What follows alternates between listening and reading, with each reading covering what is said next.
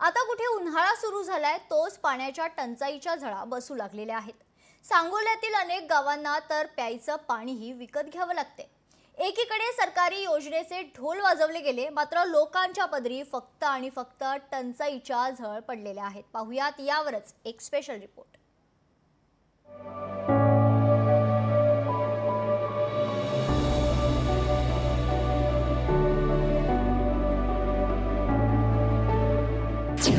₹800 1000 litre पाणी।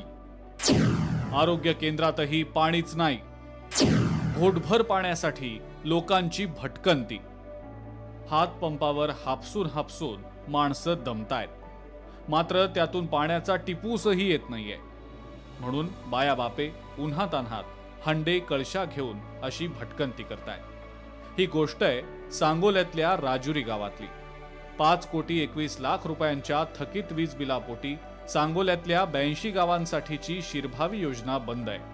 त्यामुळे ऐन उन्हाळ्यात पाणी टंचाईच्या झळा जाणवतायत। अनेक ठिकाणी वर्गणी काढून ₹800 1000 लिटर पाण्याचा टँकर विकत घ्यावा लागतोय। पाणी पुरवठा व्यवस्थित होत नाही। पाणी जे आहे आम्ही टँकरनं पाणी विकत आणतो आणि हेच पाण्याला खर्च करण्यासाठी आम्हाला कमीत कमी 800 ते 900 रुपये द्यावे लागतात। आमच्या गावाला टँकर पुरवठा करावं अशी मागणी पण आम्ही भरपूर वेळा केली आहे, पण त्या मागणीचा काय आजपर्यंत काही उपयोग झालेला नाही। आता कॅनलचं पाणी सुटलंय, ते पाणी सुद्धा बंद झाले, त्यामुळे गावामध्ये आम्हाला लोकांच्या विहिरीतून बोरमधून पाणी आणावं लागतंय। ग्रामपंचायतीनं गावात टँकर सुरू करण्याची मागणीच केली आहे। तसा प्रस्ताव देऊन आता 15 दिवसही उलटले, मात्र प्रशासनानं केवळ गावात येऊन पाहणी केली आणि त्यानंतर पुढे काहीच झालं नाही।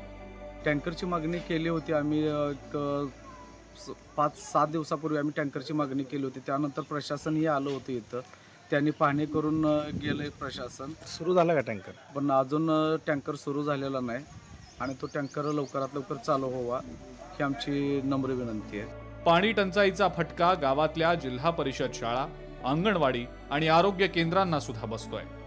गावातल्या आरोग्य केंद्रात प्रसूतीसाठी आलेल्या महिलांना आणि त्यांच्या नातेवाईकांना सुद्धा पाणी टंचाईच्या या झळा बसतायत। त्यामुळे लवकरात लवकर टँकरद्वारे पाणी पुरवठा करण्याची मागणी आता जोर धरतीये।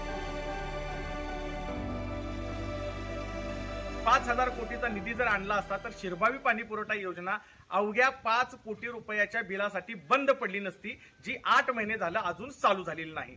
एकंदरीतच निधी आकड्यात सांगता येतो, पण त्याचा वापर न झाल्याने सांगोला तालुक्याला अद्यापही पाण्यासाठी झगडावं लागत आहे। अभिराज उबाळे, लोकशाही मराठी, पंढरपूर। लोकशाही मराठी, ऐका, पहा, जागरूक रहा।